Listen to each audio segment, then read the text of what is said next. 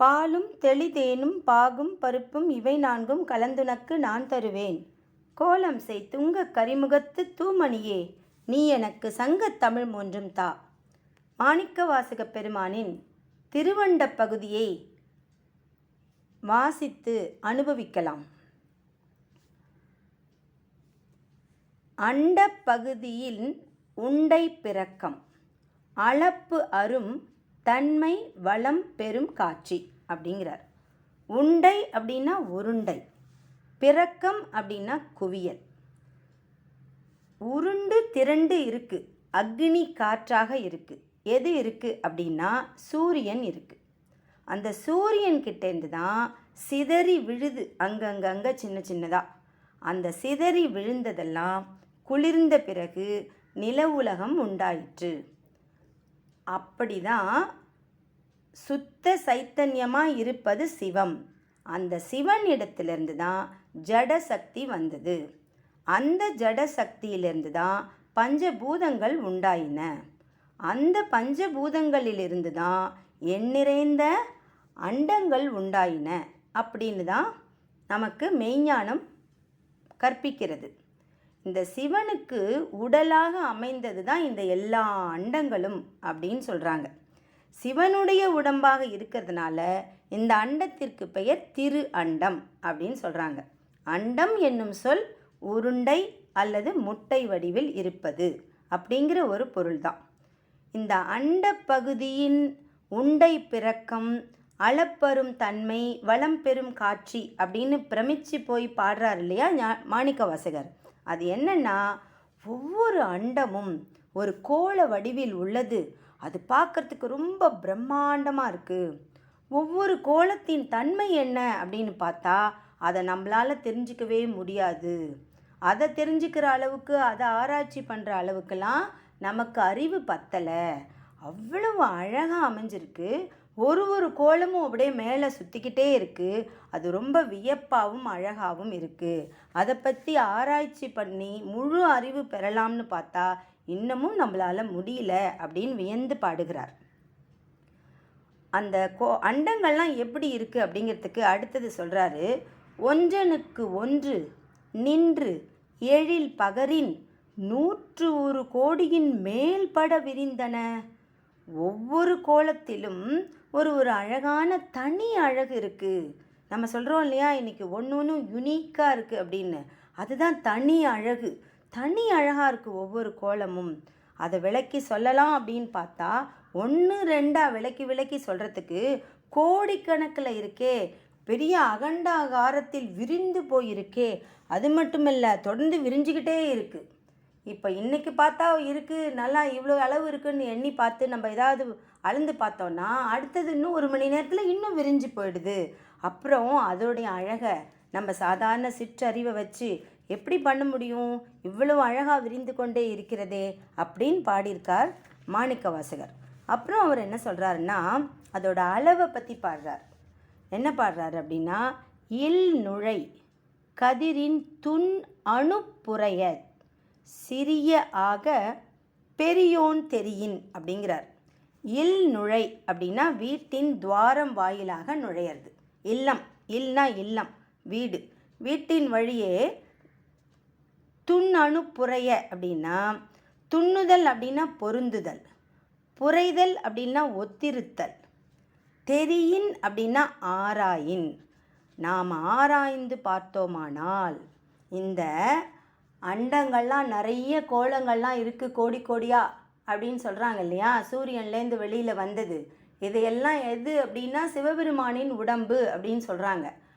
அது ரொம்ப பெருசாக இருக்குது, நம்மளால் பார்க்கவே முடியாது. அது மட்டும் இல்லாமல் அது வளர்ந்துக்கிட்டே இருக்குது, விரிவடைஞ்சிக்கிட்டே இருக்குது அப்படின்னு சொல்லிட்டு, அவ்வளோ பெருசா அப்படி சிவபெருமானோட உடம்புல இவ்வளோ பெருசாக இருக்கா, அப்போ சிவபெருமானா பெரியவரா அப்படின்னா ஆமாம், பெரியவர் தான். அது மட்டும் இல்லை, அவர் இன்னொன்றும் கூட. என்ன, அவருடைய இவ்வளோ பெருசுங்கிறத நாம் ஏதாவது ஒரு கற்பனையாவது பண்ணி பார்க்கணும் இல்லையா. அளந்து தான் பார்க்க முடியல. அப்படிங்கிறதுனால நம்மளை கற்பனை பண்ணுறதுக்கு ஒரு ஒப்பீடு கொடுக்குறார் மாணிக்கவாசகர். எப்படி சொல்கிறார் அப்படின்னா, நம்ம கிராமங்கள்லாம் நம்ம பார்த்துருப்போம். வீட்டில் ஓட்டு வீடு கூரை வீடு இதிலெல்லாம் பார்த்தோன்னா ஈவன் சில மாடி வீடுகளில் கூட மேலே ஒரு சின்னதாக ஒரு கண்ணாடியில் ஒரு ஹோல் வச்சுருப்பாங்க, ஒரு சதுரமாவோ வட்டமாவோ அதில் கண்ணாடி பதிச்சிருப்பாங்க. அப்போ சூரிய கதிர்கள் அந்த கண்ணாடி வழியே நம்ம வீட்டுக்குள்ளே வரும். ஒரு ஒரு சின்னதாக ஒரு வட்டம் அல்லது ஒரு சதுரத்தில் வந்துக்கிட்டே இருக்கும். அந்த ஒரு அப்படி இந்த ஒளிக்கற்றை வீட்டுக்குள்ளே வரும். அப்படி வரும்பொழுது நம்ம கண்ணுக்கு சின்ன சின்ன சின்ன துகள்கள் தெரியும். நம்மளுக்கு அந்த இடத்துல மட்டும் தெரியும், அதை சுற்றி நம்ம வீட்டில் இருக்கிற நிழலில் தெரியாது. ஆனால் அந்த சூரிய ஒளிக்கற்றை எங்கே வருதோ அந்த இடத்துல நம்ம பார்த்துருக்கோம், சின்ன சின்ன சின்னதாக துகள்கள் அப்படியே பறந்துக்கிட்டு இருக்கும். அதில் கொஞ்சம் பெரிய துகள், கொஞ்சம் சின்ன துகள், கொஞ்சம் நடுத்தர துகள்னாவே சின்னது, ஆனால் அது கூட சின்ன சின்னதாக அளவு வேறுபடும். அந்த சிறிய துகள் இருக்கு இல்லையா, ரொம்ப சின்ன துகள், அது எவ்வளோ சின்னதோ அது இல்லாமல் நம்மளுடைய கண்களுக்கு தெரியாத சின்ன துகள்களும் அதில் இருக்கும். அப்போ கண்ணுக்கே தெரியாத சின்ன துகள் தான் அணு. அதை தான் இப்போ இந்த மைக்ரோஸ்கோப்லாம் வச்சு பார்க்குறாங்க இல்லையா, அதுக்கு கூட தெரியல அப்படிங்கிறாங்க விஞ்ஞானிகள், கண்ணுக்கே தெரியல அப்படிங்கிறாங்க. அப்போ இதை எதுக்காக சொல்கிறாருன்னா, மாணிக்கவாசக பெருமான் பாடுறாருன்னா, அந்த அண்டங்கள் அவ்வளோ பெருசுன்னு நம்ம சொல்லி விளைக்கிறோம், அது விரிவடைஞ்சிட்டே இருக்குன்னு. ஆனால் அந்த அண்டமே சிவபெருமானுடைய பெரிய பிரம்மாண்டமான வடிவத்தோடு ஒப்பிடும் பொழுது எப்படி இந்த சூரிய ஒளிக்கற்றை நம்ம வீட்டுக்குள்ளே வரும்போது நம்ம கண்களுக்கு சின்னதாக தெரியுதே துகள், அந்த அளவுக்கு சின்னது அந்த அண்டமே. யாருக்கு? சிவபெருமானுக்கு அப்படிங்கிறார். அதாவது அவ்வளவு பெரியவர், அதை பற்றி நம்ம யோசிக்கவே முடியாது, நம்மளால் கற்பனை கூட பண்ணிக்க முடியாது. நாம் அவ்வளவு சின்னவங்க அப்படிங்கிறத நமக்கு புரிய வைக்கிறார். அவர் ரொம்ப பிரம்மாண்டமானவர், நாம் ஒன்றும் இல்லை அப்படின்னு சொல்கிறத தான் மாணிக்கவாசக பெருமான் இப்படி பிரம்மாண்டமான ஒரு சிவபெருமானின் உடம்பான அண்டத்தை பற்றி பாடுகிறார். இதில் ஆசா ஞான சம்பந்தம் என்ன சொல்கிறாருன்னா, ஒரு ஒப்பீடு கொடுத்து ஒரு வியக்கிறார். அது நம்ம தெரிஞ்சுக்கிறது நல்லது. என்னென்னா, இந்த யூனிவர்ஸ் அப்படின்னு சொல்கிறோம் இல்லையா, இந்த பெரிய பிரபஞ்சம், இதை 17ஆவது நூற்றாண்டில் தான் வானியல் அறிஞர்கள்லாம் கண்டுபிடிச்சிருக்காங்க. யார்? கோப்பர்னிக்கஸ், கலீலியோ, இவங்கெல்லாம் விஞ்ஞானிகள். இவங்க தான் கண்டுபிடிக்கிறாங்க, ஸ்பேஸில் வச்சு தன்னோட ரிசர்ச் பண்ணி என்ன கண்டுபிடிச்சிருக்காங்க அப்படின்னா, இந்த பூமி உருண்டையானது. ஏன்னா அதுக்கு முன்னாடி வரைக்கும் பூமி தட்டையாக இருந்ததுன்னு நினச்சிட்டு இருந்தாங்க. இது பூமி உருண்டையான வடிவம் கொண்டது, இது சூரிய மண்டலத்தை சுற்றி வருகிறது தன்னைத்தானே சுற்றி கொண்டு, இந்த பூமியை தன்னைத்தானே சுற்றி கொண்டு சூரிய மண்டலத்தை சுற்றி வருகிறது அப்படின்னு அந்த கருத்தை அவங்க சொல்லும்போது ஆரம்பத்தில் இது எல்லாரும் ஒத்துக்க கூட இல்லை. அதுக்கப்புறம் அதை ப்ரூவ் பண்ணிட்டாங்க. அப்போ அந்த பால்வெளியில் உள்ள சூரிய மண்டலத்தை போல ஆயிரக்கணக்கான மண்டலங்கள் வானில் இருக்குது அப்படின்னு விஞ்ஞானிகள் கண்டுபிடிச்சிருக்காங்க இப்பெல்லாம் தான். அந்த மண்டலங்கள்லாம் என்ன செய்துங்கிறாங்கன்னா, எல்லா திசைகளிலும் விரிவடைஞ்சிக்கிட்டே போகுது. அதோடைய பரிதி வட்டம், அதாவது சர்க்கம்ஃபரன்ஸ், ஒரு இடத்துலேருந்து இன்னொரு இடத்துக்குள்ளே போகும்பொழுது அது அவ்வளோ எக்ஸ்பேண்ட் ஆகுது அப்படின்னு சொல்கிறாங்க. எக்ஸ்பேண்டிங் யூனிவர்ஸ் அப்படின்னு இன்றைக்கி வானியலாளர்கள்லாம் விஞ்ஞானத்தின் மூலமாக கண்டுபிடித்து உரைக்கிறார்கள். அதனால் மக்கள் அதை நம்புகிறார்கள். ஆனால் அன்றே மாணிக்கவாசக பெருமான் தன் திருவாசகத்தில் பிறக்கம் அப்படிங்கிற சொல் குவியல் குவியலாக இருக்குது அப்படிங்கிறத சொல்லியிருக்காரு. அது மட்டும் நிற்காம விரிந்தன அப்படின்னு சொல்கிறாரே. அப்போ அந்த இன்றைக்கி தானே கண்டுபிடிச்சிருக்காங்க, அந்த அண்டங்கள் அந்த மேலே இருக்கிற அந்த ரவுண்டாக அந்த கோள வடிவில் இருக்கிறதெல்லாம் எக்ஸ்பேண்ட் ஆகுதுன்னு சொல்கிறாங்க. அதுவும் விஞ்ஞானிகள் எப்படி தெரியுமா சொல்கிறாங்க, கண்டுபிடிக்கிறாங்க. 2,97,600 கிலோமீட்டர் வேகத்தில் அது அப்படியே தாவி தாவி போகுது அந்த கோளமெல்லாம். அப்புறம் அது எக்ஸ்பேண்ட் ஆகிட்டே இருக்குது. ஆனாலும் கூட ஒன்றோட ஒன்று மோதிக்காமல், இடிச்சிக்காமல், உரசிக்காமல், விபத்து ஏற்படாமல் போகுதுங்கிறாங்க. இதை நம்மளுடைய வாழ்க்கையோடு நம்ம ஒப்பிட்டு பார்த்தோன்னா, இந்த பூமியில் ஒரு நமக்கு இவ்வளோ பஸ்ஸு போகுது, கார் போகுது, பைக் போகுது, இதில் நமக்கு நிறையா டிராஃபிக் ரூல்ஸ்லாம் வச்சுருக்காங்க. இதெல்லாம் தாண்டி கூட நம்மளால் விபத்துகளை தவிர்க்க முடியவில்லை. ஏன்னா இது மனிதர்களால் படைக்கப்பட்ட நம்ம வச்சுக்கிட்ட இந்த ரூல்ஸ்லாம். ஆனால் இறைவன் படைத்த இந்த பேரண்டத்தில் கோடி அண்டங்கள் மேலே சுற்றிக்கிட்டே இருக்குது. அது ஒன்று ரொம்ப அளவு பெருசாக இருக்குது. ஆனால் அது ஒன்றோட ஒன்று மோதிக்காமல் அழகாக ஆர்டராக இருக்குது. அதனால தான் அந்த அழகை பார்த்து வியக்கிறார் மாணிக்கவாசகர். ஐயோ, என்ன இவ்வளோ பெரிய அண்டத்தை படைத்துள்ளாய், அந்த அண்டங்கள்லாம் என்னன்னு பார்த்தா உன் உடம்புக்குள்ளே இருக்குது. ஒரு அண்டத்தோட இன்னொரு அண்டத்தை ஒப்பிட்டு பார்த்தோம்னா ஒன்றோட ஒன்று ரொம்ப ரொம்ப பெருசாக இருக்குது. அழகு எப்படி அப்படின்னு பார்த்தா என்னால் அந்த அழகை வர்ணிக்கவே முடியல, ஏன்னா என் வார்த்தைகளுக்கு அதுக்கு சக்தியே இல்லை அப்படிங்கிறத தான் மாணிக்கவாசகர் அப்போவே பாடியிருக்கார். அப்போ இது எவ்வளோ பெரிய விஷயம் அப்படிங்கிறத தான் ஆசா ஞான சம்பந்தம் வியந்து போகிறார். சிறியது பெரியது அப்படிங்கிறது என்ன அப்படின்னு பார்க்கும் பொழுது என்ன சொல்கிறாருன்னா, எப்படி ஒரு பொருளை பார்த்து நீங்கள் சின்னது பெருசுன்னு சொல்லுவீங்க அப்படின்னு ஒரு கேள்வியை எழுப்புகிறார். ஏதோ ஒரு பொருளை பார்க்குறோம், இது சின்னது அப்படின்னு எப்படி சொல்ல முடியும் அப்படின்ட்டு ஒரு உதாரணம் சொல்கிறார். ஒரு கடுகை பார்த்து பக்கத்தில் பூசணிக்காயை வச்சிட்டோன்னு வச்சுக்கோங்களேன், அந்த பூசணிக்காய்க்கு பக்கத்தில் கடுகு கண்ணுக்கே தெரியாது.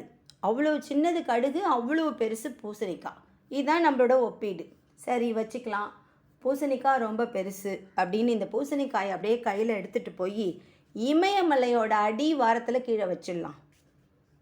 அப்போ இந்த பூசணிக்காய் பெருசா? இந்த பூசணிக்காய்க்கு முன்னாடி ஒரு கடுகு எவ்வளோ சின்னதோ அதை விட சின்னது இந்த இமயமலையோட இந்த பூசணிக்காயை ஒப்பிட்டோம்னா. அதனால் ஒப்பீடு செய்யும் பொழுது தான் இது சின்னது இது பெருசுன்னு நம்ம சொல்ல முடியும். மற்றபடி ஒப்பிடவே இல்லைன்னா ஒவ்வொரு பொருளுக்கும் ஒரு பருப்பொருள், அதுக்குன்னு ஒரு வடிவம், அதுக்குன்னு ஒரு எடை, அதுக்குன்னு ஒரு நிறை இருக்குது. அது எல்லாத்துலேயும் இறைவன் இருக்கிறார். இது இல்லாமல் ஒரு பொருளை நம்ம பார்த்தோன்னா சாதாரணமாக நம்ம பெரிய பொருளை கண்ணுக்கு பார்த்துட்டு அது தெரியுதுன்னு சொல்லிட்டு போயிடுவாங்க அப்படின்னு 3 விதமான மக்கள் இருக்காங்கன்னு சொல்கிறாங்க. இது அப்படியே பெருசாக கண்ணுக்கு தெரியுது, இதோட சில பேர் திருப்தி அடைஞ்சு விட்டுருவாங்க. அதுக்கு மேலே அதை பற்றி யோசிக்க மாட்டாங்க. கொஞ்சம் அதிகமாக யோசிக்கிறவங்க என்ன செய்வாங்கன்னா, இந்த பெரிய பொருளுக்கு பக்கத்தில் சின்ன சின்ன பொருள் ஏதாவது இருக்கா அப்படின்னு பார்ப்பாங்க. இதோட 2வது வகை மக்கள் இந்த சின்ன சின்ன பொருள் இருக்குது அப்படிங்கிறத பார்ப்பாங்க, பார்த்துட்டு விட்டுருவாங்க. இது சின்னதாக இருக்குது, அது கொஞ்சம் நடுத்தரமாக இருக்குது, இது கொஞ்சம் பெருசாக இருக்குது, இது ரொம்ப பெருசாக இருக்குது அப்படின்னு ஒப்பிட்டுட்டு விட்டுருவாங்க. ஆனால் 3வது ஒரு மக்கள் வகையினர் இருப்பாங்க. அவங்க என்னென்னா ஆராய்ச்சி நோக்கோட பார்ப்பாங்க. என்ன பார்ப்பாங்கன்னா, இந்த சின்ன பொருளுக்கும் இந்த பெரிய பொருளுக்கும் ஏதாவது சம்பந்தம் இருக்குமோ, எங்கேயாவது ஒரு கனெக்ஷன் கிடைக்குமோ அப்படின்லாம் அவங்க ஆராய்ச்சி பண்ணுவாங்க. அப்போ தான் இந்த விஞ்ஞானிகள் தான் அந்த ஆராய்ச்சி நோக்கோடு இருப்பாங்க. இந்த விஞ்ஞானிகள், இந்த வானியலாளர்கள் தான் இப்படி ஆராய்ச்சி பண்ணி பண்ணி பண்ணி புதுசு புதுசாக விளக்கம் கொண்டு வந்து அணுன்னு ஒன்று இருக்குது, அந்த அணு ரொம்ப சின்னதாக இருக்கும், அதை நம்ம கண்ணுக்கு தெரியவே தெரியாது, எலக்ட்ரான் மைக்ரோஸ்கோப் வச்சு பார்த்தா கூட அது கண்ணுக்கு தெரியல அப்படின்னு அந்த ஆட்டம் அப்படிங்கிறத கண்டுபிடிச்சிருக்காங்க. ஆனால் மாணிக்கவாசக பெருமான் என்ன சொல்கிறார் அப்படின்னா, துண் அணு புரைய அப்படின்னு ஓமை சொல்லியிருக்கார். அப்படின்னா இவருக்கு அது தெரிஞ்சிருக்கு இல்லையா? துண் அணு புரைய, அணு அப்படிங்கிற ஒரு விஷயத்தையே அன்னைக்கே பேசியிருக்காரு தன்னுடைய திருவாசகத்தில் அப்படின்னு நமக்கு கோடிட்டு காட்டுறார் ஆசா ஞான சம்பந்தம். அதனால் இந்த விஞ்ஞானம் அப்படின்னு இன்று கண்டுபிடித்ததெல்லாம் அன்று ரொம்ப சாதாரணமாக அவங்களுக்கு மெய்ஞானத்தில் தெரிஞ்சிருக்கு. இப்போ என்ன சொல்கிறாங்க இந்த விஞ்ஞானிகள், எலக்ட்ரான் மைக்ரோஸ்கோப்பால் அந்த அணுவை பார்க்க முடியலன்றாங்க. மாணிக்கவாசக பெருமான் என்ன சொன்னார் நமக்கு சிவபுராணத்திலேயே? சிவபெருமானை பரம்பொருளை நம்ம அறிந்து கொள்ள முடியாது, தெரிந்து கொள்ள முடியாது, புரிந்து கொள்ள முடியாது, ஆனால் ஒன்று பண்ண முடியும், என்னது? உணர முடியும் அப்படின்னு சொன்னார் இல்லையா? அதுதான் இந்த இவ்வளவு பெரிய அண்டங்கள் எல்லாம் சிவபெருமானோடு ஒப்பிடும் பொழுது இந்த சூரிய ஒளிக்கற்றை வீட்டுக்குள்ளே வந்தால் துகள் துகளாக தெரியுதே, அவ்வளவு சின்னதாக தெரியும். அப்போ நாம் எவ்வளவு சின்னவங்க? நம்ம ஒரு அற்ப மானிடர்கள். இப்போ இதில் நம்ம என்ன புரிஞ்சுக்கலான்னா, அண்டம் ரொம்ப பெரியது, அந்த அண்டத்தில் இருக்கிறது தான் ஒன்றே ஒன்று பூமி. அந்த பூமியில் பல கண்டங்கள், 7 கண்டங்கள் இருக்கின்றன. அந்த கண்டங்களில் பல நாடுகள் இருக்கின்றன. அந்த நாடுகளில் ஒன்று தான் இந்தியா. அந்த இந்தியாவில் நாம் எல்லாரும் இங்கே ஒரு மாநிலம், தமிழ்நாடு, கர்நாடகா அப்படின்னு ஒரு மாநிலம் இருக்குது. அந்த மாநிலத்துக்குள்ளே ஒரு மாவட்டம், அதுக்குள்ளே ஒரு சின்ன ஒரு பெரிய ஒரு ஊர், அந்த ஊருக்குள்ளே ஒரு நகருக்குள்ளே ஒரு வீடு அப்படின்னு அந்த வீட்டுக்குள்ளே நம்ம ஒரே ஒரு ஆளாக இருக்கோம். இப்போ நம்ம ரொம்ப பெரிய ஆள்லாம் நம்ம நினச்சிக்கவே வேண்டாம். நாம் இந்த துகள் தான். இது கூட இந்த வெயில் பட்டா இந்த துகள் கண்ணுக்கு தெரியும். இந்த வெயில் இல்லாத மற்ற இடங்கள்லாம் கண்ணுக்கு கூட தெரியாது அப்படின்னு நம்ம ரொம்ப சின்னவங்க, அணு மாதிரி.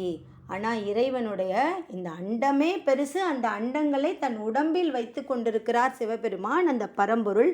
அதை அப்படியே நம்ம பார்த்துடலான்னு நினைக்காம அந்த அன்பை, அந்த சிவத்தை உணரலாம் அப்படிங்கிறத தான் ஆசா ஞான சம்பந்தம் சார் நமக்கு விளக்கியிருக்கார். இது ரொம்ப ரொம்ப அழகாக இருந்ததுனால இந்த மெய்ஞானத்தையும் இந்த விஞ்ஞானத்தையும் ஒப்பிடுதல் நல்லதுன்னு நினச்சி தான் நான் இதை சொல்லலான்னு சொன்னேன். அதனால் இந்த சின்னது பெருசு அப்படிங்கிறதெல்லாம் நினைக்காம we are nothing, God is everything. நம்ம கண்ணுக்கே தெரியாத துகள், இறைவன் பெரிய பெரிய பெரிய அளவிட முடியாத ஒரு அளவுள்ளவன். இந்த திருவண்ட பகுதியில் இந்த இறைவனின் பெரிய ஒரு பெரும் வடிவத்தையும் அந்த பேரருளையும் சற்று உணர்ந்து நாம் வணங்குவோமாக, சிவன் அடியை தொழுவோமாக, திருவருளை பெறுவோமாக. திருச்சிற்றம்பலம், திருச்சிற்றம்பலம், திருச்சிற்றம்பலம்.